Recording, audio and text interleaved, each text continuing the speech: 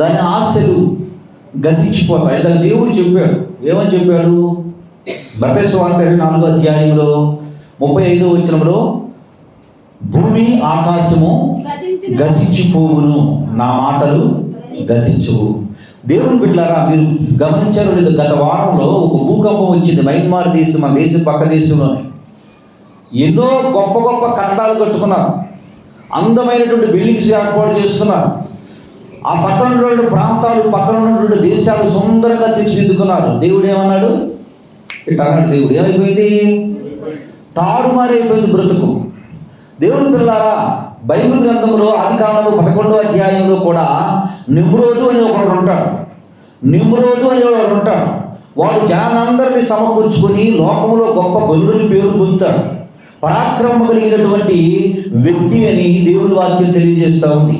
పరాక్రమం కలిగినటువంటి వాడు ఎక్కడ వరకు పరాక్రమం కలిగినటువంటి మనుషుల్లోనే పరాక్రమం కాదు, దేవునితో కూడా పరాక్రమంగా ఉంటానని నిర్ణయించుకొని ఏమన్నాడంటే, తన జనాంగాన్ని అందరినీ పోగు చేసి మనందరం కలిపి ఒక పని చేద్దాం. ఏ పని చేద్దాము అంటే, మనం తప్పు చేయక మానము, పాపం చేయక మానము, చెడుతనం చేయక మానము, దేవుడి కోపం మన మీద రాక మానదు కనుక ఆ పాపము శాపము నుండి మనం తప్పించుకోవాలంటే ఒక పని చేద్దాం. ఏం చేద్దాము? మళ్ళా మనం తప్పు చేస్తే మళ్ళా దేవుడి కోపం వస్తుంది. మళ్ళా దేవుడు ప్రచండ వర్షాన్ని కురిపించి భయంకరమైనటువంటి ఆ యొక్క వడగండ్ల చేత, వాన చేత మనల్ని ముంచివేస్తాడు కనుక ఆ బాధ నుండి మనం తప్పించుకోవాలంటే దేవుడికి దొరకకుండా, దేవునికి అందకుండా, దేవునికి అవకాశం ఇవ్వకుండా, దేవుడు ముంచినా మునక్కుండా ఆకాశం అంటే గోపురాన్ని కడదామన్నాడు. ప్రారంభించాడు పని, దేవుడు ప్రారంభించాడు పని, దేవుడు కట్టడం ప్రారంభించాడు. కడుతూ ఉన్నాడు. ఇక అనుకోని ఉంటాడు, ఇక నాకు తిరుగులేదు, నాకు ఎదురు లేదు, నాకెవరైనా లెక్కలేదు, ఇది మొత్తం నాదే, ఏమైనా చేయగలను అనుకున్నాడు. దేవుడు ఒకసారి దిగొచ్చి చిటుకే, ఒకే ఒక చిటుక జీవితాలు టారుమారైపోయినటువంటి ఎన్నో చూడగలుగుతున్నాం. దేవుని వాక్యం అది తెలియజేస్తుంది. భూమి ఆకాశము గతించును కానీ నా మాటలు గతించవు. నా చిత్తాన్ని చేసేవాడు ఎల్లకాలము ఇప్పుడు ఏమవుతాడు? బ్రతుకుతాడు. నా చిత్తాన్ని నెరవేర్చడానికి ప్రయత్నం చేయండి. అబద్ధము రోజుకు కళ్ళకమల్లాలి, అబద్ధాన్ని నెరవేర్చడానికి. నిజం ఎప్పటికీ నిజమే. నా దేవుడు అందుకే చెప్పాడు, నేనే సత్యమును మార్గమును జీవమును, నా ద్వారా తప్ప ఎవడును తండ్రి యొద్దకు రాడు. నా ద్వారా తండ్రి దగ్గరికి ఎవరైనా చేరాలి అంటే నేనే మార్గం. నాలో ఉంటే తప్ప మీరు ఎక్కలేరు. ఇదిగో ఈ పడవ ఒక ప్రాంతం వెళ్తుంది, ఈ బస్సు ఒక ప్రాంతం వెళ్తుంది, మీరు అక్కడ కూర్చున్నారు, మీరు పలానా ఊరు వెళ్ళాలి అని అంటే ఆ ఊరు వెళ్ళే మార్గం బస్సు ఎక్కితే ఆ ప్రాంతానికి మీరు చేరగలరు. ఆ బస్సు ఎక్కితే ఆ ప్రాంతానికి మీరు చేరగలరు. మీకు ప్రయాస లేదు. మీరు చేయవలసిన పని ఏంటి? బస్సు ఎక్కి టికెట్ తీసుకొని కూర్చోవడమే. టికెట్ తీసుకొని ఏ వ్యక్తి అయితే కూర్చుంటాడో తాను గమ్యానికి తాను ఏమవుతాడు? చేరతాడు. నా యేసయ్య చెప్పేది అదే, నేనే మార్గము, నేనే సత్యము, నేనే జీవము, నా ద్వారా తప్ప ఎవరు తండ్రి యొద్దకు రాడు. లోకము గతించిపోతుంది, లోక ఆశలు గతించిపోతాయి. లోకంలో ఈరోజు చాలా ప్రేమగా మాట్లాడిన వాళ్ళు రేపొద్దున ప్రేమగా మాట్లాడలేరు. దేవుని వాక్యం అందుకే చెబుతుంది యోహాను సువార్తలో, వాడు శరీరం బట్టైనను మనసు బట్టైనను పుట్టిన వారు కాదు. శరీరం బాగుందని, అందంగా ఉన్నావని, కంటికి బాగున్నావని, కంటికి అందంగా ఉన్నావని దేవుడు నిన్ను ప్రేమించలేదు. కంటికి కళ్ళు చూపుకి చాలా ఆనందంగా ఉన్నావని దేవుడు నిన్ను ఇష్టపడలేదు. వాడు అట్లా ఇష్టపడినటువంటి వాడు కాదు దేవుడు నిన్ను నన్ను. అట్లా ఇష్టపడలేదు దేవుడు నిన్ను నన్ను. దేవుని బిడ్డలారా గుర్తించండి, వాడు శరీరం బట్టైనను మనసు బట్టైనను పుట్టిన వారు కాదు, కానీ అద్వితీయ కుమారుని వలన పుట్టిన వారు. అద్వితీయ కుమారుని వలన, దేవుని వలన పుట్టిన వారు కనుక వారిలో ఏముండదు? లోకపు ఆశలు వారిలో ఉండవు. దేవుని చిత్తాన్ని నెరవేర్చడానికే వారు ప్రయాసపడతారు. దేవుని చిత్తము కొరకే వారు పాకులాడతారు. దేవుని చిత్తము కొరకే వారి ఆలోచన. వారు నడిచినా, మాట్లాడినా, బ్రతికినా, జీవితం ఏది జీవించినా ఏమి ఆలోచన కలిగి ఉంటుంది? దేవుని చిత్తాన్ని మనం నెరవేరుస్తున్నామా లేదా? దేవుని వాక్యానుసారంగా మనం బ్రతుకుతున్నామా లేదా? కుటుంబాన్ని వాక్యానుసారంగా పెంచుతున్నామా లేదా? బిడ్డలను వాక్యానుసారంగా పెంచుతున్నామా లేవా? అవమానాలు ఎదురవుతున్నాయి, వాక్యానుసారంగా మనము వాక్యానికి కట్టుబడి బ్రతుకుతున్నామా లేవా? వాక్యాన్ని అనుసరించి జీవిస్తున్నామా లేవా? వాక్య ప్రకారమే వారు బ్రతుకుతారు. ఎందుకంటే ఆయనే సత్యము. దేవుని వాక్యం ఏం తెలియజేస్తుందంటే, నేను మిమ్మల్ని సత్యమందు ప్రతిష్ఠించి తిని అంటాడు. సత్యం అనగా అంటే సత్యం అంటే ఆయన వాక్యమేనని దేవుని వాక్యం తెలియజేస్తుంది. దేవుని బిడ్డలారా, ఇంకా దేవుడు మనకు కొన్ని ఉపమానాలు దైవ గ్రంథం ముందు తెలియజేశాడు. ఆయన చెప్పే ఉపమానం ఏమనగా ఒక ఉపమానాలు వివరిస్తూ ఉంటాడు. ఇదిగో ఒక అంజూరపు చెట్టుని ద్రాక్ష తోటలో నాటించాం. ఆ ద్రాక్ష తోటలో ఉండే అంజూరపు చెట్టు రోజు వేస్తున్నాడు. రైతు వనమాలిని పంపిస్తున్నాడు, తోటమాలిని పంపిస్తున్నాడు, నీళ్లు పెట్టిస్తున్నాడు, శుభ్రంగా దాని చుట్టూ పాదు చేయిస్తున్నాడు, చుట్టూ దానికి ఎరువు వేయిస్తున్నాడు, నీళ్లు పెట్టిస్తున్నాడు, దాని సంరక్షణ చూస్తూ ఉన్నాడు. ఒక రోజు వచ్చి చూస్తాడు యేసు ప్రభు. ఉపమానం ఏమైంది? నిజమైపోయింది. ఎప్పుడు నిజమైందంటే ఉపమానం ఇది, యేసు ప్రభు ఒక దినం ఈ ఉపమానాన్ని చెప్తాడు. ఇదిగో ఒక ద్రాక్ష తోటలో ఒక అంజూరపు చెట్టుని నేను వేశాను. ద్రాక్ష తోటలో అంజూరపు చెట్టుని వేశాను. దాని చుట్టూ బాగా తొలిపించి మంచిగా ఎరువు వేసించి దానికి కావలసినటువంటి అన్ని సమకూర్చి వెళ్ళి చూస్తే కాపు లేదు కనుక దాన్ని నరికి వేస్తాను అంటే తోట యజమానుడు తోటమాలి బతిమలాడి, అయ్యా మళ్ళా కొంత సమయం దానికి ఇవ్వు, ఈసారైనా ఫలిస్తుందేమో, ఈసారైనా ఫలింపు వస్తుందేమో, నా శక్తి కొలది నేను ప్రయత్నం చేస్తాను అని చెప్తే దేవుడు పెళ్లి చూడమని చెప్తాడు. దేవుడు బిడ్డలారా, అదే ఉపమానము దేవుడు ఎప్పుడు నెరవేరింది అంటే ప్రభువైన యేసుక్రీస్తు వారు యెరూషలేము ప్రయాణంలో ఉండగా బెతనియా ఊరు ముందు బయలుదేరడానికంటే ముందు వెళ్ళి ఒక చెట్టు కనపడింది, అంజూరపు చెట్టు వైపు చూడగా ఏమన్నాయట, దాంట్లో ఆకులు తప్ప కాయలు కాయలేదు. ఆకులు తప్ప ఎన్ని రోజుల నుంచి ఉంటుంది ఆ చెట్టు? ఎన్నో రోజుల నుంచి ఉంటుంది. అదేమో చెట్టు అని అడిగితే ఆ చెట్టు కాయట్లేదు, దేని ఎందుకు కాయమని అడుగుతున్నావు? ఆ చెట్టు కాసిన చెట్టుకి ఏమన్నా సేఫ్టీగా ఉందా? దాని మీద రాళ్ళు వేస్తున్నారు. కాసిన చెట్టు ఏమన్నా సుఖంగా ఉందా? దాని మీద రాళ్ళు వేస్తున్నారు, కోస్తున్నారు, మండలు నలుగుతున్నారు, కొమ్మలు నలుగుతున్నారు, ఇరగొడుతున్నారు. అందుకని నేను ఏం చేయట్లేదు, కాయటం మానేశానని చెప్పిందంట. యేసుప్రభు అన్నాడు, ఎన్నటికీ నీ కాపు ఎవడో, ఎన్నటికీ నీ కాపుకి ఎవరు తినకుందురుగాక. ఏ వైపు చూసింది ఇది? ఏ వైపు చూసింది చెట్టు? ఏ వైపు చూసింది చెట్టు? తన చుట్టూ వైపు ఉన్న చెట్లు వైపు చూసింది. ఆ చెట్లు ఏమైపోయాయి? కాపు కాయటాన్ని బట్టి ఆ చెట్టు మీద ఏం పడుతుంది? రాళ్ళు పడుతున్నాయంట. బాగా కాసింది చెట్టు అని చెప్పి ఒక పండు తిందామని ఆ చెట్టు మీద ఏం వేస్తున్నాడు? రాయేస్తున్నాడు. ఇది బాగా కాసిందని చెప్పి ఒక కర్రతో కోస్తున్నారు. ఇది ఇంకా బాగా కాయాలని ముదురు మాటలు నరుకుతున్నారు. నేనైతేనేమో ఇలాగే ఉంటా. ఎలా ఉంటా నేను? నాకు ఏ హాని చేసుకోకుండా ఉంటా, ఏ హాని జరగకుండా ఉంటా, ఏమీ తెలియకుండా ఉంటా. దేవుని వాక్యం ఏం తెలుస్తుందో చెప్పలేదు. దుష్టుడు ఎవడు తరమకుండానే పారిపోతాడు. ఇప్పుడు చూడండి, చెట్టు వేసి మొక్క వేసి అన్నీ చేసినటువంటి మీ గృహంలోనే ఒక చెట్టు ఉంటే, మీ ఇంట్లోనే ఒక చెట్టును మీరు పెంచుకుంటూ ఉంటే, ఎన్ని సంవత్సరాల దానికి పండ్లు కానీ పూత కానీ కాపు కానీ లేకుండా ఉంటే ఏం చేస్తారు? మీరు నరికి పారవేస్తారు బయట. ఎందుకు? ఇది అనవసరంగా ఈ చెట్టు ఉంది అని. దేవుని పిల్లారా, దేవుడు దాసునిగా దైవజనుడిగా అడుగుతున్నా, మీరు ఫలిస్తున్నారా? ఎందుకు ఫలించట్లేదు? లోకం వైపు చూస్తున్నాం. దేవుడు వాక్యం ఏం చేస్తా? లోకము దాని ఆశలను గతించిపోవును, భూమి ఆకాశము గతించునని చెప్పుతున్నటువంటి దేవుడే. లోకము దాని ఆశలను గతించిపోవును. లోకపు తన ఆలోచనలను పూర్తిగా నిర్మూలమైపోతాయి. దేవుని చిత్తాన్ని జరిగించే వ్యక్తి మాత్రమే బ్రతుకుతాడు అని దేవుని వాక్యము తెలియజేస్తుంది. దేవుని వాక్యం తెలియజేస్తుంది. లోకం వైపు చూస్తూ, లోకపు ఆశల వైపు చూస్తూ, లోకపు తలంపులను కలిగి, లోకముతోనే దేవుని కొరకు నేను దేనికి ఉపయోగపడ్డాను ఇప్పటి వరకు? దేవుని కొరకు నేను దేనికి ఉపయోగపడ్డాను? ఒక సువార్త చెప్పగలను. ఎందుకు చెప్పట్లేదు. దేవుడి గురించి తెలియదా? తెలుసు, కానీ దేవుడి గురించి నేను చెప్పలేదు. దేవుని బిడ్డలారా, ప్రార్థన చేయలేవా? ప్రార్థన రావట్లేదు నాకు. మీరు గుడ్డివాడువా? ఏ గుడ్డి అని బాగా కళ్ళు కనపడుతున్నాయి. దైవ గ్రంథంలో భర్తీమైన గుడ్డివాడు ఉంటాడు. వాడికి పాటలు పాడటం రాదు. ఎందుకంటే కళ్ళు లేవు. వాడికి వాక్యం చెప్పడం రాదు. ఎందుకంటే కళ్ళు లేవు. వాడికి ప్రసంగించడం అసలు తెలియదు. ఎందుకంటే అది ఎప్పుడు కూడా అతను ఏ చర్చలోకి రానివ్వలేదు. ఆ భర్తీమైన గుడ్డివాడికి ఎవరు కూడా దగ్గరికి తీసుకుని కూర్చోబెట్టేవారు లేరు. ఏ పాస్టర్ గారు కూడా గుడ్డివారిని కూర్చోబెట్టి వాక్యం చెప్తానని చెప్పేవారు లేరు. కానీ భక్తిమైన గుడ్డివాడు నేను ఫలించాలి, నేను ఫలించాలి. ఏ పూట కా పూట తెచ్చుకుంటున్నాను, తింటున్నాను, బ్రతుకుతున్నాను, రోజులు వెళ్ళిపోతున్నాయి. నేను ఈ లోకాన్ని విడిచి వెళ్ళిపోయిన తర్వాత నా గమ్యం ఏమిటి, నా గమ్యం ఏమిటి, నా స్థితి ఏమిటి? దేవుడు బిడ్డలారా, మిషనరీ దేశానికి వచ్చి వారి జీవితాన్ని ప్రాణార్పణంగా పోయబడ్డారు. ఈరోజు మనం దేవుని వాక్యాన్ని వినగలుగుతున్నాం. నాలాంటి వాడు దేవుని వాక్యాన్ని చెప్పగలుగుతున్నాడు అంటే క్రీస్తు వాక్యాన్ని మనకంటే ముందున్నటువంటి మన పితరులు అనేకులు దేవుని వాక్యాన్ని తెలియజేశారు. ఎలా వచ్చింది ఆ వాక్యము? ఎవరు చెప్పగలిగారు ఆ వాక్యము అంటే ఇతర దేశాల నుండి క్రీస్తును తెలుసుకున్నటువంటి వ్యక్తులు సమస్తాన్ని కోల్పోయి దేవుని వాక్యాన్ని తీసుకుని మోసుకొచ్చి మనకు ప్రకటిస్తే ఈరోజు వాక్యం విన్న మనము, వాక్యం తెలుసుకున్న మనము, వాక్యం నేర్చుకున్న మనము వాక్యాన్ని ఎంత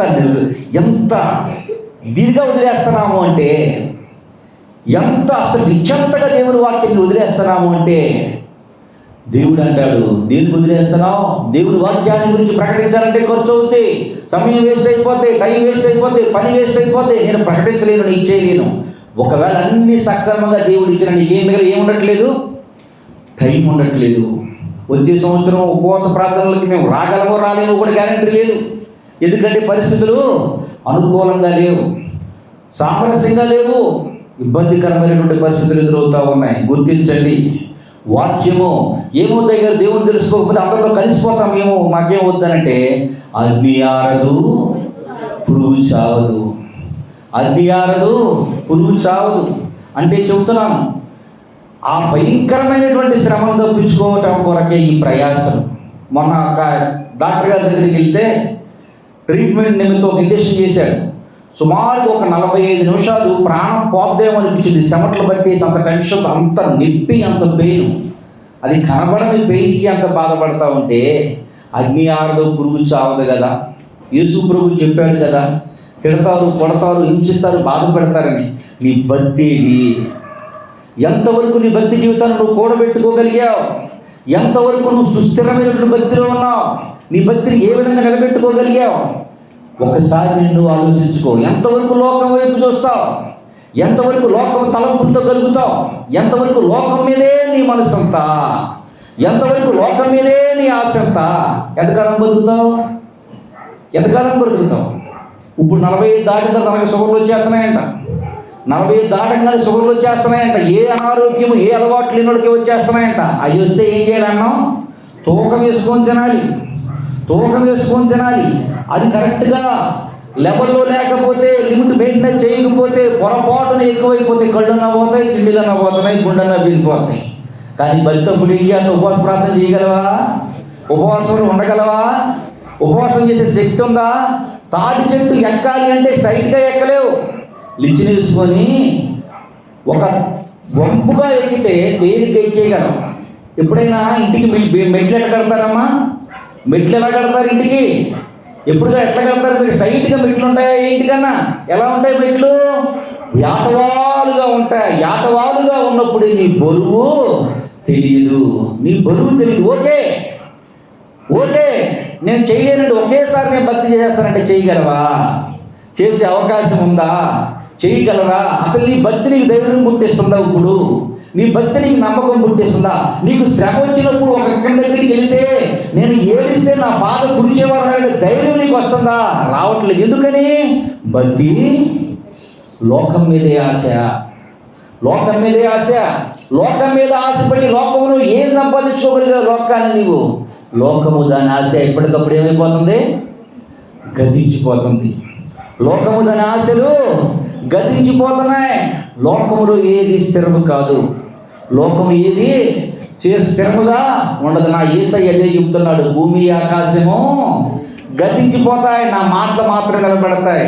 నా చిత్తాన్ని జరిగించేవాడు మాత్రమే ఎల్లకాలం బ్రతుకుతాడు, ఎల్లకాలం జీవిస్తాడు, ఎల్లకాలము సజీవుడై ఉంటాడు. ఈ లోకాన్ని విడిచి వెళ్ళిపోయిన తర్వాత కూడా వారికి నిత్య జీవం ఉంటుంది. అగ్ని ఆరదు పురుగు చావున శ్రమ నుండి తప్పించుకునే అవకాశం ఉంటుందని దేవుని వాక్యం తెలియజేస్తుంది. ఎందుకు నమ్మాలండి ఆయన్ని? ఆయన చెప్పినట్లుగానే జరుగుతూ వస్తూ ఉన్నాయి. ఆయన చెప్పినట్లుగానే జరుగుతూ వస్తాయి. ప్రతిదీ జరుగుతూ వస్తుంది. ఎక్కడున్నాయి పాస్టర్ గారు అంటే బైబిల్ మొత్తం తిరగేయండి. ఆది కాండం మొదలుకొని ప్రకటన గ్రంథం వరకు ఆయన ఎన్నెన్ని ప్రవచనాలు చెప్పాడో, ఎన్నెన్ని జరుగుతూ ఉన్నాయో స్పష్టంగా మనకు అర్థమైపోతూ ఉంది. స్పష్టంగా అర్థమైపోతుంది. ఒకటి రెండు ప్రవచనాలు చెప్పమంటారు, ఎన్నో ప్రవచనాలు. ఎందుకంటే యేసయ్య గురించి అంత ప్రేమ అంటే ఆయన సత్యవంతుడు, యథార్థవంతుడు, న్యాయవంతుడు. ఆయన చెప్పినట్లుగా నేటి ఆధునిక సమాజంలో జరుగుతూ ఉంది. ప్రపంచంలో ఎక్కడ ఏ మూల జరిగిన క్షణాల్లో నీ చేతిలో కనబడుతుంది అంటే అది బైబిల్ గ్రంథం ఉంది. ఎప్పుడూ ఆయన ఈ మాటను తెలియజేశాడు, ఎప్పుడో ఈ సంగతులు వివరించాడు. లోకం గతించిపోతుంది. లోకం మొత్తం ఒకే రూపాయి రాబోతుంది, తెలుసా? ఒకే కరెన్సీ రాబోతుంది. ఒకే కరెన్సీ. ప్రపంచం మొత్తం ఒకే చలామణి రాబోతుంది. ప్రపంచం మొత్తం ఒకే భాష రాబోతుంది. ప్రపంచానికి మొత్తానికి ఒకే రాజు రాబోతున్నాడు. వాడే యాంటీ క్రైస్ట్, అంత్యక్రీస్తు, అబద్ధకుడాడు. ఆ టైంలోనే భయంకరమైనటువంటి శ్రమ, భయంకరమైనటువంటి కష్టాలు, భయంకరమైనటువంటి యాతనలు. అందుకే దేవుని వాక్యం ఏం తెలియజేస్తుందో చెప్పున, ఇప్పుడు చనిపోయిన వారు క్రీస్తునందు మృతి నొందిన వారు ఏంటంటమ్మా? ఎప్పుడు చనిపోయిన వాడు? ఆడు రాకముందు చనిపోయిన వాడే ధన్యుడు. ఏం చూడరు ఆ శ్రమల వాళ్ళు. అది చచ్చిపోమని పాస్టర్ గారు నేను చెప్పట్లా, ఆ మాటలు చెప్పట్లా. నువ్వు లోకాన్ని ప్రేమిస్తున్నావేమో, ఆడు రేపు వాత పెడతాడని చెబుతున్నా. లోకాన్ని ప్రేమిస్తున్నావేమో, వాడు వాత పెడతాడు. నాకు 3 మనవాళ్ళు 4 మనవాళ్ళని సంతోషపడుతున్నారేమో, రేపు పొద్దున బాధలో ఏమంటాడు? ఎనిమిదిలా అంటాడు, నువ్వు పెళ్లి చేసుకోవద్దు, నీ పిల్లలు అవుతున్నాడు. ఎందుకనయ్యా అంటే, నువ్వు ఆ బాధలు చూడలేవురా నాయన అంటాడు. అంటే ఇప్పుడు గురించి కాదు, ప్రవచనం 70 సంవత్సరాల తర్వాత రాబోయే కష్టాల గురించి తెలియజేస్తాడు.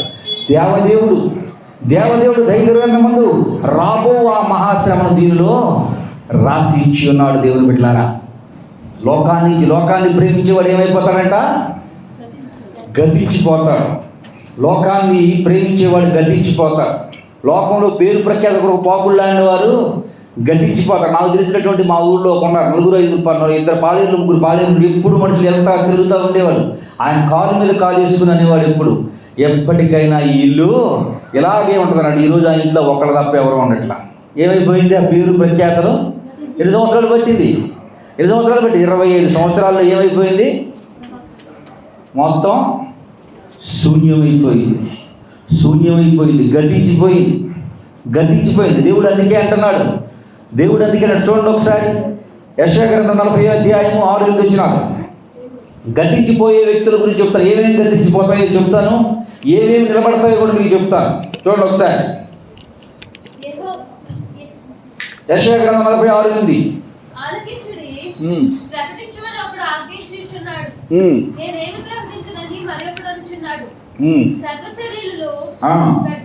సర్వ శరీరులు గడ్డి అయి ఉన్నారు, వారి అందమంతయు ఎట్లా ఉందంటమ్మా?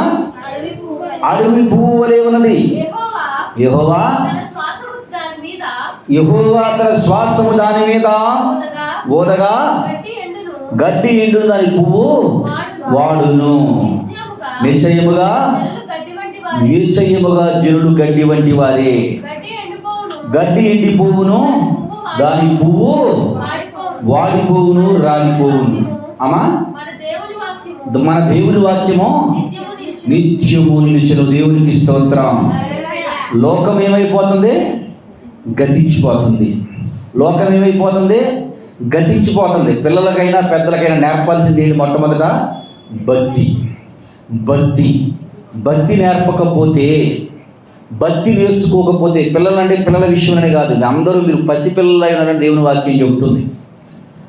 భక్తి నేర్పకపోతే వారి జీవితంలో పడిపోయినటువంటి వ్యక్తులు తిరిగి మరలా లేవటము.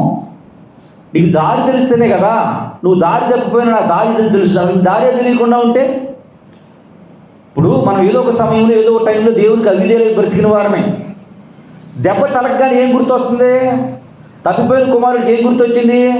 తండ్రి ఇల్లు గుర్తొచ్చింది.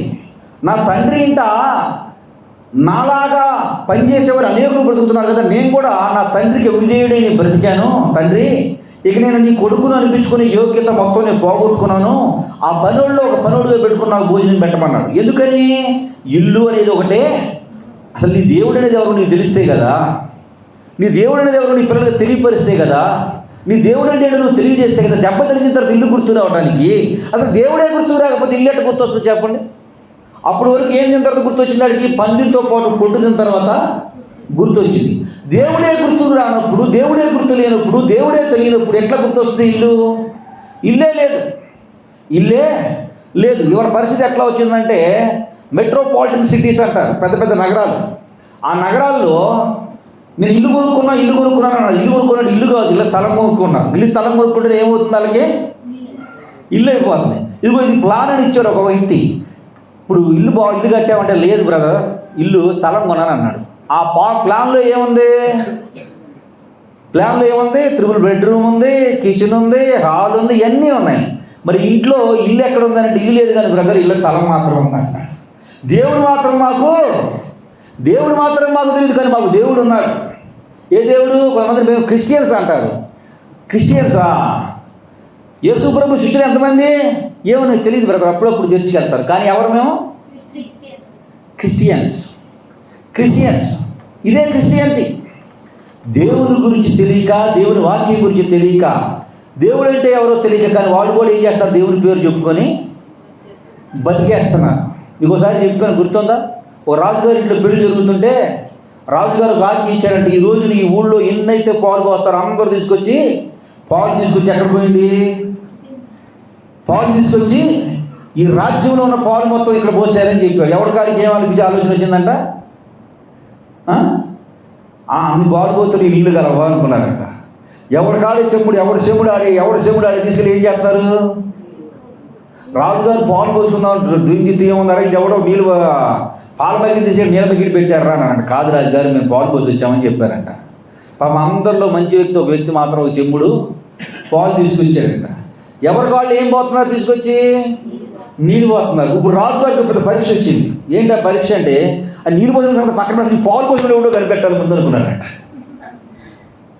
ఈ నీళ్ళు పోసిన వాళ్ళు అందరి సంగతి కనిపెట్టాలి. అందరూ ఎవరి కాళ్ళు అడిగితే నేను పాలు పోసాను అన్నాడంట. పాపం ఒకడు మాత్రం అయ్యగారు రాజుగారు మాకు ఇచ్చి కొంచెమేనండి పాలు, ఆ పాలలోనండి నేను కొంచెం తీసుకొని దాని సరిపడి నీళ్ళు పోసాను, నా నీళ్ళు పోసిన నేనే అన్నాడంట.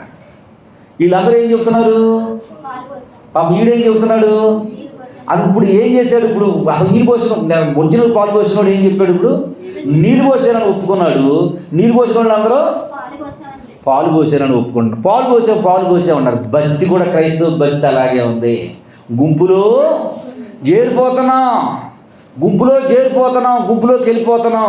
వెళ్తున్నాం. మేము కూడా ఏం చేసి ఎవరిసో క్రిస్టియన్స్. క్రిస్మస్ పండుగ చేసుకుంటాం. క్రిస్టియన్స్. ఇదేనా భక్తి? ఈ భక్తేనా దేవుడు ఇచ్చేసేది? దేవుడు అందుకే అంటున్నాడు, ఏమన్నాడంటే మీరు బాగా హింసిస్తున్నారు అడవిలో పూలు ఎవరన్నా ఇష్టపడేవాళ్ళు ఉంటారా? కనపడతాయా? ఆకలి కనపడతాను తెలుసుద్దా?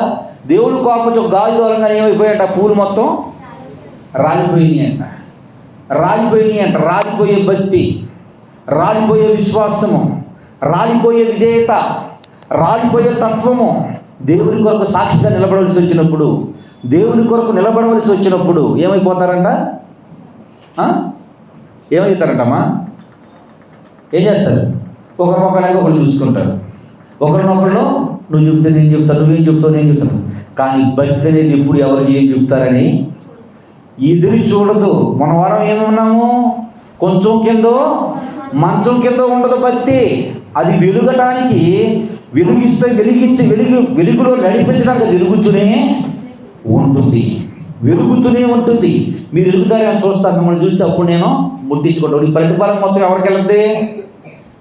మామూలుగా రోజులు ప్రార్థన రాలేదు. ఒక ఆవిడంట భర్త చక్కు రేక కొట్టాడంట. ప్రార్థన గురించి ప్రార్థన చేయమంటుందంట. అమ్మ ఏంటమ్మా అంటే నా భర్తను నిరగొట్టాడు అయ్యారు అంటున్నాడు. ఒళ్ళంతా దెబ్బలేదంట. అమ్మ నీ భర్తలు దేవుడిది అదేంటి అయ్యారు అంటారంట. 3 నెలల నుంచి ప్రార్థన రావాలని నేను రప్పిలేకపోయానమ్మా, నీ భర్త రప్పించాడమ్మా, ఆయన మరి చల్లగా ఉండకుండా ఎట్లా ఉండాలని చెప్పాడంట. ఆయన క్షేమంగా ఉండకుండా ఎలా ఉండాలమ్మా అని చెప్పాడంట. 3 నెలల నుంచి నువ్వు ప్రార్థన రామంటే అనేకమైన ఆటంకాలు చెప్పుకుంటూ వచ్చావు, ఆయన చల్లగా ఉండాలమ్మా ఇప్పుడు అన్నాడంట. అంటే ఏం చేయాలి? రోజు ఇస్త్రీ చేయాలి. ఇస్త్రీ అయితే ఏమవుతుంది? చక్కగా దేవుడు గుర్తుపెడుతున్నాడు. దేవుడు కూడా అందుకే ఏం చేస్తున్నాడంటే మనల్ని ఇస్త్రీ చేసి పంపిస్తున్నాడు. ఎప్పటికప్పుడు ఆదివారం ఆరాధనకి ఇస్త్రీ అవ్వకముందు దేవుడు అంటే సమస్యలు తీరిపోతే మనం ఏం చేస్తున్నాం? చుట్టాలతో పిక్నిక్కి వెళ్తున్నాం. సమస్యలు ఉంటే చర్చిలో ఉంటున్నాం. ఇప్పుడు సమస్యలు తీరితే మనం పిక్నిక్కి వెళ్తామా, చర్చిలో ఉంటామా? సమస్యలు తీరితే ఆడుంటాం. సమస్యలు తీరితే ఆడుంటామమ్మా, పిక్నిక్కి వెళ్తాం. సమస్యలు ఉంటే ఊరికి నేను అనవసరంగా ముందు నేను కనిపెట్టలేకపోయారా? ఈ ముందు నేను అసలు కనిపెట్టలేకపోయా. ఓహో ముందు ఇదా? ఏంటా ముందు? సమస్య ఉంటే మాత్రమే వీళ్ళు ఇక్కడ ఉంటారా? సమస్యలు లేకపోతే దూరంగా బ్రతుకుతారు. అయితే పని చేస్తా, ఏం చేస్తా, ఇక ఎప్పటికీ ఈ సమస్య నేను తీర్చను. ఇది ఎక్కడ ఉంది పాస్టర్ గారు? బైబిల్లోనే ఉంది. ఏంటి? కొద్దిలో నమ్మకంగా ఉండేవాడు అధికములోను. కొద్దిలోనే నువ్వు విశ్వాసాన్ని కోల్పోతే, ప్రభువా ఏదేమైనా సరే నాయన నాకు ఈ సమస్య తీరితే ప్రతి వారం నేనే ముందుంటా ప్రభువా. దేవుడు సమస్య తీరాడు. రెండో తీసుకున్న తీర్మానం ఎన్ని రోజులు ఉంది? 5 రోజులు బాగానే ఉంది. 6వ రోజు కూడా బాగుంది. 7వ రోజు పొద్దునే కూడా బాగానే ఉంది. ఈలోపు ఏదో పనికిరానటువంటి సొద, ఉపయోగమైనటువంటి సొద వినపడింది చెవున. ఏమవుతుంది అక్కడ? అది ఇంటూ ఏమైపోయింది? ముందుండాల్సింది నువ్వు 3వ వారం మళ్ళీ ముందే ఉంటావు. ఎందుకని ఉంటావు? సమస్య మరలా రీజ్ అయ్యింది కనుక. దేవుని బిడ్డలారా, యేసయ్య చెప్పేది అది అడవిలో పువ్వు. ఈ అడవిలో పువ్వుకి వాసన తెలియదు, వాసన ఉండదు, స్మెల్ ఉంటుంది. ఇప్పుడు అడవి కరివేపాకు ఉన్నారు, ఎప్పుడైనా చూసారా? స్మెల్ బాగుంటుంది. అది బాగుంటుందమ్మా. బ్రతుకులు కూడా అంతేనని దేవుని వాక్యం తెలియజేస్తుంది. దేవుని చిత్తాన్ని నెరవేర్చని వాడు, దేవుని చిత్తాన్ని జరిగించిన వాడు ఏమైపోతాడంట? వాడిపోతాడు. లోకమును దాని ఆశలను గతించిపోవును. దేవుని చిత్తాన్ని నెరవేర్చువాడే నిరంతరమును బ్రతుకును. చూడండి, దేవుని చిత్తం చేయని వాళ్ళు వాడిపోతారు. దేవుని చిత్తాన్ని చేసిన వారి గురించి దేవుని వాక్యం ఏం చేస్తుంటాడు? మార్కు సువార్త 3:35 ఇందాక చిత్తం చేయనటువంటి వారు, ఇందాక గతించే వారి గురించి చెప్పాను. ఇప్పుడు నిలబడే వారి గురించి చెప్తా. చూడండి,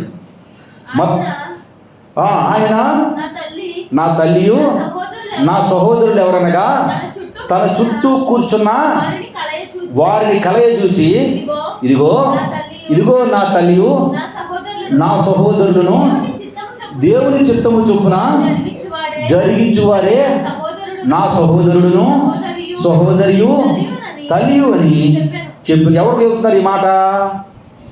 ఎవరు చెబుతున్నారు ఈ మాట? ఎవరి గురించి చెబుతున్నారు ఈ మాట? ఎవరు చెబుతున్నారు ఈ మాట? ఎవరి గురించి చెబుతున్నారు ఈ మాట? అమ్మ ఎవరు చెప్తున్నారు? చెప్పండి అమ్మ, ఎవరు చెప్తున్నారు? ప్రభువైన యేసుక్రీస్తు వారు తన చుట్టూ ఉన్న జనాన్ని చూసి, తన దగ్గరకు ఉన్న జనాన్ని చూసి, తన కోసం వచ్చిన జనాన్ని చూసి, అంతకుముందు ఏమన్నారు? యేసు ప్రభువుని అదే తల్లి, అదే సహోదరు, అదే బంధువులు వీడికి ఎర్రి పట్టింది అన్నారు, పిచ్చెక్కింది అన్నారు, జ్ఞానం కలిగిన వాడంట అన్నాడు, జ్ఞానయుక్తులు అంటారు అన్నాడు. ఇప్పుడు అదే తల్లి సహోదరులు పేరు ప్రఖ్యాతలు రాగానే కుమారుడు దగ్గరికి వచ్చారు. యేసు ప్రభు ఏమన్నాడు? ఇప్పుడు నా చిత్తాన్ని, నా ఇష్టాన్ని నెరవేర్చే వారిని. ఇందాకేమన్నాడు యోహాను సువార్తలో? స్నేహితురాలు. ఇప్పుడు ఏమన్నాడు? నేను స్నేహితురాలు, నా తల్లి నువ్వు, నా తల్లివి నీవు, నా సహోదరుడువు నీవు, నా యొక్క తమ్ముడువు నీవు. ఎవరు చెప్తారు ఈ మాట? దేవుని చిత్తాన్ని నెరవేర్చే వ్యక్తిని యేసయ్య పిలిచే పిలుపండి ఇది. ఈ దేవుని చిత్తాన్ని నెరవేర్చే వ్యక్తిని ప్రభువా నేను నీ తమ్ముడిని అని చెప్పగలరు ఎవరన్నా? దేవుడు అంటాడండి ఈ మాట. యేసయ్య అంటున్నాడు రేపు పొద్దున మనం నిత్య జీవంలోకి అడుగు పెట్టగానే రా నా తమ్ముడా అని పిలిచాడు అనుకోండి, ఏమైనా ఎట్లా ఉంటుంది చెప్పండి? పరిస్థితి ఎట్లా ఉంటుంది? ఆదాము గారే మనవడా అంటే యేసయ్య ఏమంటాడు? తమ్ముడా అంటాడు. తమ్ముడా అని అనుకోండి, తమ్ముడు ఎంత సంతోషం అనిపిస్తుంది చెప్పండి? మనకంటే గనులు, మనకంటే పెద్దవారు, మనకంటే ఉన్నతమైన స్థితిలో ఉన్నవారు మనం ఒక బంధుత్వంతో పిలిచారనుకుంటే ఎట్లా ఉంటుంది ఫీలింగ్ మనకి? ఒక ఎంపీ గారి దగ్గర నేను వెళ్తా ఉంటే సార్ అన్నట్టు, నువ్వు సార్ అని పొద్దాక పిలవద్దు, మన ఇద్దరు రిలేషన్ అని భుజం మీద చేసాడు. నాకు దేవుని బట్టి చెప్తున్నా. ఎట్లా ఉంటుంది చెప్పండి? ఇంత లావుని అంత లావు అయిపోయా. ఆయన లోకం మీద ఉండే మనిషి 5 సంవత్సరాలు ఉన్నటువంటి వ్యక్తి. పొద్దాక సార్ అని పిలవద్దు, మనందరం మన రిలేషన్స్, మన బంధువులు అని భుజం మీద చేసి ఇచ్చేసాడు. ఏమనిపిస్తుంది మనకు అప్పుడు? లోకంలో ఉన్న మనిషే మనకంటే పేరు పొందినటువంటి వ్యక్తే మనం బంధువులమి అని అంటే అంత సంతోషం ఉన్నప్పుడు, దేవదేవుడు సృష్టిని కలుగజేసినటువంటి దేవుడు, సృష్టిని మొత్తం మాట చేత నిర్మించినటువంటి దేవుడు, ఆ దేవుడు నువ్వు నా తమ్ముడివి అని అంటే ఎట్లా ఉంటుంది మన పరిస్థితి? ఊహేనేస్తాడు తమ్ముడని. దేవుని చిత్తాన్ని, ఆయన ఇష్టాన్ని మన జీవితంలో యాక్సెప్ట్ చేయాలి, అంగీకరించాలి. అది కష్టమైనా, కన్నీళ్ళైనా, ఇబ్బంది అయినా, ప్రభా ఇంత పరిచయం చేస్తున్నా, నాకు కావాలి, ఎందుకు లాగాలి నాయన, ఎందుకు వచ్చింది నాయన నాకు ఈ బాధలు, ఎందుకు వచ్చింది నాకు ఈ గబ్బులంటే ఆయన చిత్తాన్ని నెరవేర్చడమా? నా భార్యకి సరైన చదువు రాదు నాయన, నా పిల్లలకు సరైన చదువు రాదు నాయన, సరిగ్గా లేవు ప్రభా, తినడానికి లేవు ప్రభా, ఉండటానికి సరిగ్గా లేవు ప్రభా అంటే ఆయన చిత్తాన్ని నెరవేర్చడమా? చిత్తాన్ని నెరవేర్చడమా ఇది? ఎందుకు ప్రభు మమ్మల్ని పుట్టించావు అన్ని కష్టాలు పెట్టుకుంటూ? ఆయన చిత్తాన్ని నెరవేర్చడమా? ఇదే నేను చిత్తాన్ని నెరవేర్చడము? ఏంటి ఆయన చిత్తం? మనకు అన్నీ ఇస్తే మనం ఎక్కడెక్కడ ఎగురుతామని తెలుసు. ఎప్పుడు ఎక్కడ ఎలా ఇవ్వాలో ఆయనకు తెలిసినంతగా ప్రపంచంలో మరి ఎవరికి ఎప్పుడు ఏమి ఇవ్వాలో ఆయనకు తెలిసినంతగా ఈ సృష్టిలో ఎవరికి ఇది కన్న తల్లిదండ్రులకు కూడా తెలియదు. ఎప్పుడు ఎలా ఆయన నిలబెడతాడో, ఎప్పుడు ఎలా నిన్ను స్థిరపరుస్తాడో ఆయనకు తప్ప మరి ఎవరికి తెలియదు. ఆయన ప్రణాళిక బహు అసలు ఊహించలేనటువంటిది. మోషే ఏమనుకున్నాడు? నా ప్రజలను విడిపించేస్తానని బయలుదేరాడు. సాహసి పెట్టి ఒక దెబ్బ కొట్టి 40 సంవత్సరాలు ఎక్కడ పంపించాడు? అడవిలో పంపించాడు. ఎందుకు పంపించాడు? గొర్రెలు గాయటానికి పంపించాడు. ఏంటి ప్రభా నీ చిత్తంలో నేను ఉంటే నేను ఇప్పుడు ఈ గొర్రెలు గాయటం ఏంటి ప్రభా? నీ చిత్తంలో నేను ఉంటే నీ ఆవులు గాయటం ఏంటి ప్రభా? నీ చిత్తంలో ఉంటే నేను యొక్క ఈ పేడ తీయటం ఏంటి ప్రభా? నీ చిత్తంలో ఉంటే ఈ పాకి పనులు చేయటం ఏంటి ప్రభా? నీ చిత్తంలో ఉంటే ఈ పరిస్థితి ఏంటి ప్రభా? నిజంగా నువ్వు నన్ను ఇష్టపడితే నీ మారుమూల ప్రాంతంలో పుట్టడం ఏంటి ప్రభా? నువ్వు నన్ను ఇష్టంగా ఇష్టపడితే మీ పేదల కడుపున పుట్టడం ఏంటి ప్రభా? మన ఆలోచనలు మోషే ఏ కాలంలో పుట్టాడండి? సర్వసమృద్ధ కాలంలో పుట్టాడా? పుట్టగానే చంపివేయబడినటువంటి సమయంలో పుట్టాడు. ఆయన చిత్తానికి లోబడ్డాడు. ఆయన ఇష్టానికి నిర్ణయించుకున్నాడు. ఆయనకు పూర్తిగా లోబడిపోయి ఆయన ఏది చెప్పినా ప్రభువా నీ చిత్తమని ఒక విశ్వాసాన్ని కలిగినటువంటి వ్యక్తిగా జీవించాడు. కనుకనే వృద్ధాప్యంలోకి వచ్చిన తర్వాత 80 సంవత్సరాలు వచ్చిన తర్వాత తిరిగి ఎక్కడ నిలబెట్టాడు ఆయన్ని? రాజుగారి సింహాసనంలోనే డైరెక్టర్గా ఢీకొని స్థితి ఇచ్చాడు. దేవుని బిడ్డలారా, యేసయ్య తమ్ముడు అనాలి అంటే, యేసయ్య మనల్ని తమ్ముడు అనాలంటే నాకు బలమైన చర్చ ఉండాలి, అనేకులు అది గురించి కూర్చోవాలి, అనేకులు వెళ్ళేవాళ్ళు ఇది చేయాలి, నా మందిరానికి కారులు తప్ప నడిచి వచ్చేవాళ్ళు ఎవరు ఉండకూడదు, సైకిల్ వాళ్ళు అస్సలు రాకూడదు, డబ్బులు వాళ్ళు అస్సలు ఉండకూడదు, బాగా డెవలప్ చేసేయాలి అనుకుంటే అది దేవుని ఏంటి ప్రభా ఎక్కడెక్కడికో తీసుకెళ్ళి దేవుని వాక్యాన్ని చెప్పిస్తున్నాం, ఏంటి ప్రభా మరి ఈ మారుమూల ప్రాంతంలో ఇదేం పరిచర్య ప్రభా అనుకుంటే అది దేవుని చిత్తం కాదు. అది దేవుని చిత్తం కాదు. నువ్వు ఎన్నుకునే ఎన్నిక దేవుని ఇష్టపరిచి దేవుని సంతోషపరిచేదై ఉండాలి. తృణీకరించేవారు అనేకులు ఉంటారు. వారి మధ్య దేవుడి నామాన్ని మహిమపరిచేదై ఉండాలి. వాళ్ళకి అడే పక్క కూడా భక్తులు అయి ఉండొచ్చు, అడే పక్క కూడా ప్రార్థనా పరులు అయి ఉండొచ్చు. నేను తృణీకరిస్తూ ఉన్నప్పటికీ కూడా నువ్వు దేవుని చిత్తాన్ని నెరవేర్చడానికి ప్రయాసపడతావు చూశావు, దాన్ని బట్టి యేసయ్యని నీ చేస్తాడు, దగ్గరికి తీసుకుంటాడు, ముద్దు పెట్టుకుంటాడు. అందుకే యేసయ్య అంటున్నాడు, తండ్రి చిత్తం జరిపించే వారిని ఏమన్నాడు? నీవు నా సహోదరుడివి, నీవు నా తమ్ముడివి, నీవు నా చెల్లివి, నీవు నా తల్లి. ఇదిగో వీళ్ళే. ఎంతమందిలోనండి అక్కడ? అనేకుల్లో వీళ్ళని చూపించాడు. నిన్ను కూడా అలా చూపించే వ్యక్తివై బ్రతకాలి అనేది దేవుని దాసునిగా నా అభిలాష. నన్ను కూడా అలా చెప్పాలన్నది, దేవుని కొరకు రోషంగా బ్రతకాలన్నది నా ఆకాంక్ష. దేవుని పిల్లారా, దేవుడు చెబుతున్నటువంటి మాట, లోకము దాని ఆశను గతించిపోవు, దేవుని చిత్తాన్ని నెరవేర్చువాడు నిత్యము నిలుచును. దేవుని చిత్తాన్ని నెరవేర్చే వారి గురికి యేసయ్య చెప్పినటువంటి మాట ఏంటి అంటే, వీరు నా సహోదరులు, ఈ నా తమ్ముళ్ళు, నా చెల్లెలు, నా తల్లులు, వీరు లోకం పుట్టినది మొదలుకొని నా కొరకు పడినటువంటి ప్రయాసలు అనేక. ఒక్కసారి మిమ్మల్ని మీరు ఆలోచించుకోండి. దేవుని కొరకు మీరు పడ్డ ప్రయాస ఏంటో, ఎంతవరకు ప్రయాసపడ్డారు? మీ వ్యక్తిగతంగా లాభం వచ్చేది కాదు సుమా, వ్యక్తిగతంగా నీకు లాభపడేది కాదు, జనాలు ప్రార్థనకి దగ్గరికి ప్రార్థనకి చెప్పేది కాదు. ప్రార్థనకి వెళ్ళే వాళ్ళ దగ్గర, దేవుడి నామాన్ని గణపరిచే వాళ్ళ దగ్గర మేము కూడా ప్రార్థనకి వెళ్తున్నాం అనేది కాదు. అది కాదు. ఒకవేళ దేవుని గురించి చెప్తే నాకు లాభం వచ్చేదాని గురించి నేను దేవుని గురించి చెప్పట్లేదు. అసలు దేవుడంటే ఎవరియో తెలియని వారి మధ్యలో, వక్ర జనాంగం మధ్య దేవుని వాక్యాన్ని ఎత్తి పట్టుకుని వారు ఎన్ని తుణీకరణలు చేస్తూ ఉన్నా క్రీస్తు కొరకు సాక్షిగా బ్రతుకుతావే, అది ఆయన చిత్తాన్ని నెరవేర్చటము. పాడైపోయినటువంటి నశించినటువంటి జనాంగం మధ్య యుక్త అని ఒక వ్యక్తి వెళ్ళాడు. మీకు కావాలంటే చదువుకోండి, న్యాయాధిపతి 11వ అధ్యాయంలో ఉంటుంది. అల్లరి జనాంగం మధ్యకి అల్లరి పాలు అల్లరైపోయిన జనాంగం మధ్యలో తాను అల్లరైపోయిన వ్యక్తిగా తాను బ్రతకలేదు. ఒక కోనేటిలో వేయబడిన తామర చెట్టు వలె, తామర పుష్పం వలె మురికి నీళ్ళలో ఉన్నప్పటికీ కూడా తన మీద మురికినే అంటించుకోలేదు. జనాలందరూ ఉన్నారు కాబట్టి నేను కూడా జనంలో కలిసిపోతాను, తర్వాత తెలిసిపోతాను అనుకునే వ్యక్తిత్వం కాదు. దేవుని చిత్తం నెరవేర్చడం అంటే నీ ప్రత్యేకత, నీ ప్రత్యేకమైన స్థితి సపరేట్గా ఉండాలి. లాభం వస్తేనే దేవుడు, లాభం వస్తేనే ఆశీర్వాదము, లాభము దీవెనిస్తేనే దేవుని చిత్తం. ఇది లాభం వచ్చిన కనుక దేవుని చిత్తము, నష్టం వచ్చిన కనుక దేవుని చిత్తం కాదు అనుకోవటం దేవుడు ఇష్టపడే చిత్తం కాదు. ఈ పని చేసాం, లాభం వచ్చింది, దేవుని చిత్తం అనుకునేది దేవుని చిత్తం కాదు.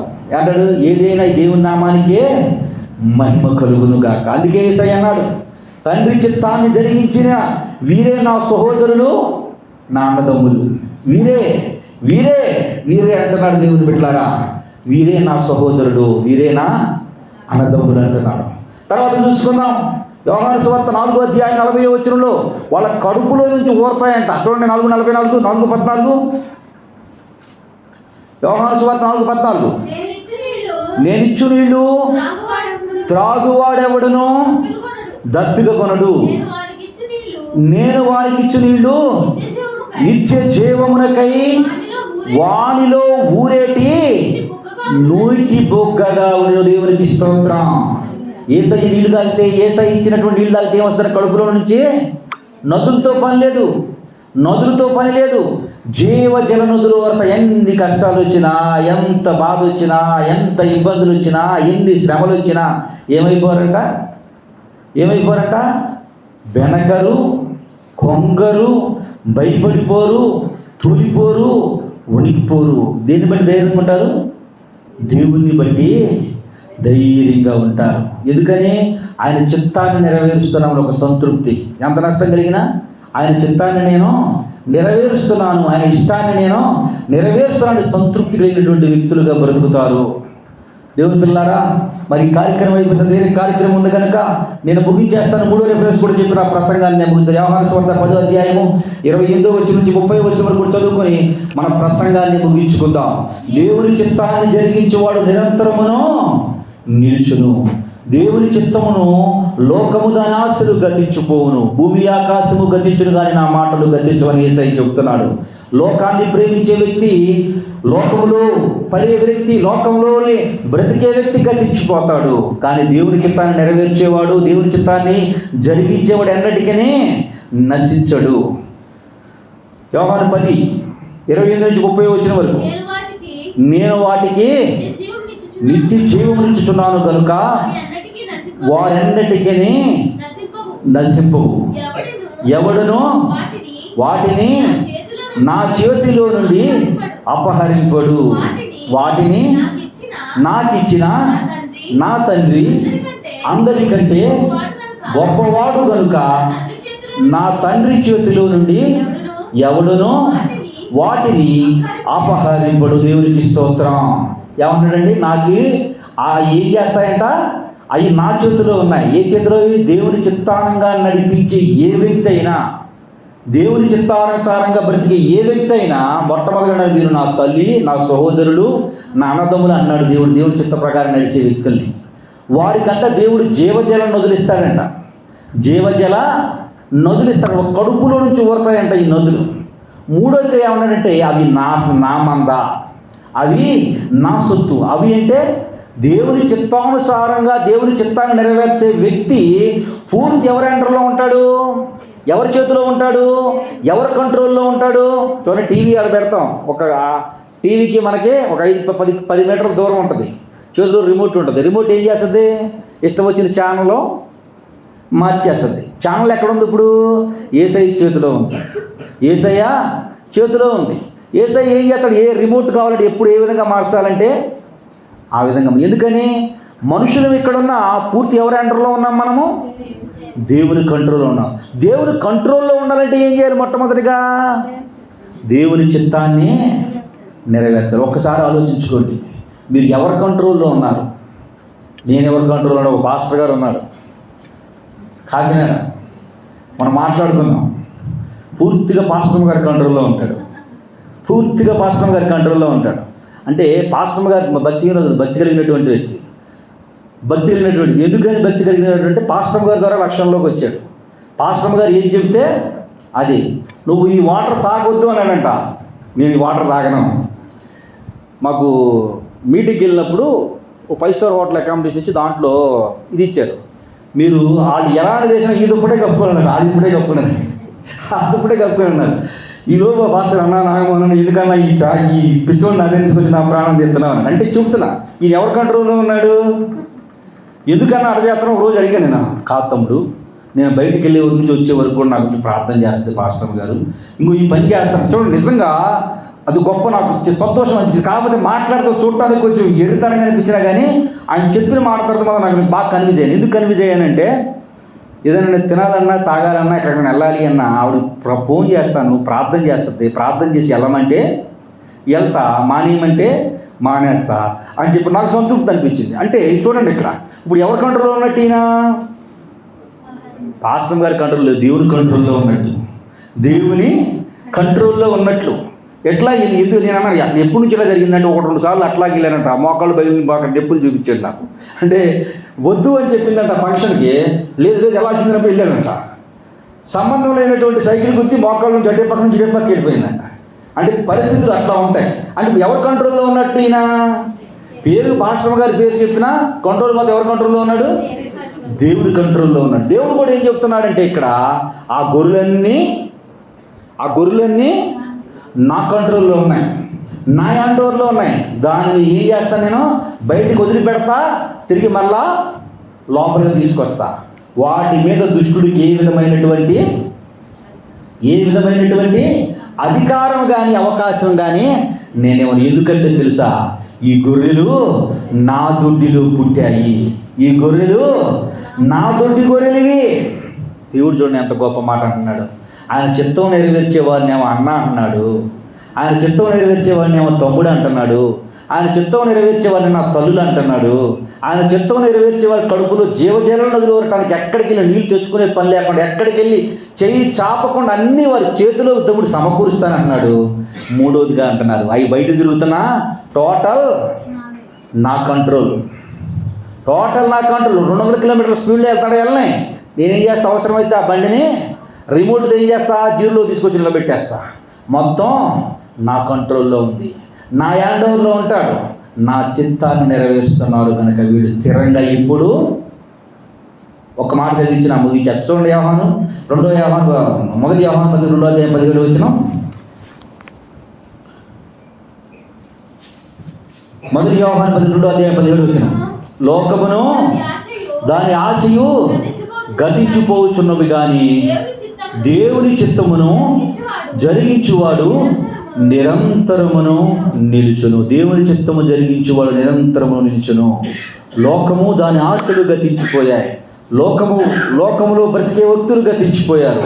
లోకాన్ని ప్రేమించే వ్యక్తులు గతించిపోయారు. దేవుని చిత్తాన్ని నెరవేర్చే వ్యక్తి జీవితము, వారు నా హ్యాండ్ ఓవర్లో ఉంటారు. వాళ్ళ కడుపులో జీవజల నదులు బారుతాయి.